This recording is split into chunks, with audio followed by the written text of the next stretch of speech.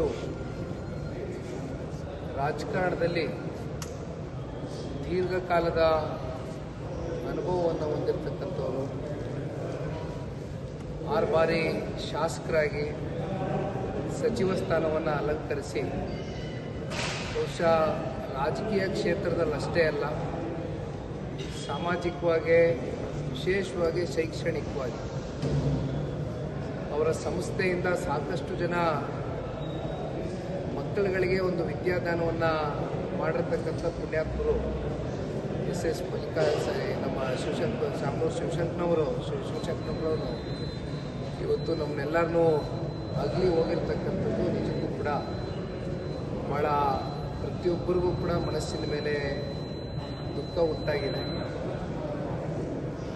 95 ವರ್ಷ ಆಗಿದ್ರೂ ಕೂಡ ಬಹುಶಃ ಅವರಲ್ಲಿ ಏನಾದರೂ ಸಮಾಜಕ್ಕೆ ನಾನು ಒಂದು ಕೊಡುಗೆಯನ್ನು ಕೊಡಬೇಕು ಅಂತಕ್ಕಂಥ ಛಲದಿಂದ ನಿರಂತರವಾಗಿ ರಾಜಕಾರಣದಲ್ಲಿ ಸಮಾಜ ಸೇವೆಯ ಮೂಲಕ ಗುರುತಿಸ್ಕೊಂಡು ಸಾಕಷ್ಟು ಹೋರಾಟವನ್ನು ಏನು ಮಾಡ್ತಾಯಿದ್ರು. ಇವತ್ತು ನಮ್ಮೆಲ್ಲರಿಗೂ ಕೂಡ ವಿಚಾರ ತಿಳಿದು ಭಾಳ ನೋವಾಗಿದೆ. ಅವರ ಅಭಿಮಾನಿಗಳಿಗೆ ಜೊತೆಯಲ್ಲಿ ಇವತ್ತು ಇಡೀ ರಾಜ್ಯ ಬಡವಾಗಿದೆ ಅಂತಕ್ಕಂಥದ್ದು ಈ ಸಂದರ್ಭದಲ್ಲಿ ನಾವೆಲ್ಲರೂ ಭಾವಿಸಿದ್ದೇವೆ.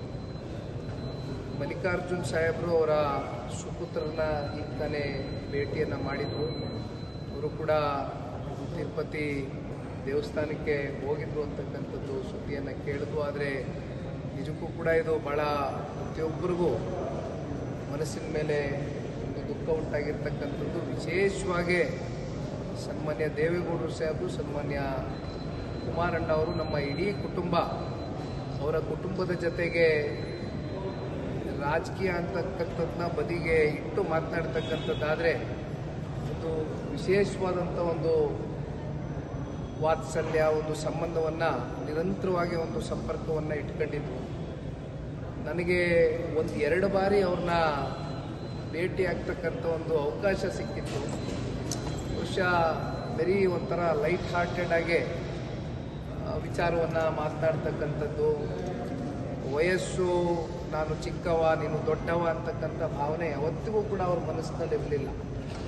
ಯಾವಾಗಲೂ ಕೂಡ ನಮ್ಮಂಥ ಯುವಕರಿಗೆ ಒಂದು ಸ್ಫೂರ್ತಿದಾಯಕವಾಗಿ ಮಾರ್ಗದರ್ಶನ ನೀಡುವ ನಿಟ್ಟಿನಲ್ಲಿ ಶಾಮನೂರು ಶಿವಶಂಕರಪ್ಪ ಸಾಹೇಬರು ನಮ್ಮೆಲ್ಲರಿಗೂ ಕೂಡ ಮಾರ್ಗದರ್ಶನವನ್ನು ನೀಡ್ತಾನೆ ಬಂದಿದ್ದರು. ಒಟ್ಟಾರೆಯಾಗಿ ಇವತ್ತು ಅಂತಿಮವಾಗಿ ನಾವೆಲ್ಲರೂ ತಾಯಿ ಚಾಮುಂಡಮ್ಮನಲ್ಲಿ ಪ್ರಾರ್ಥನೆಯನ್ನು ಸಲ್ಲಿಸ್ತಕ್ಕಂಥದ್ದು.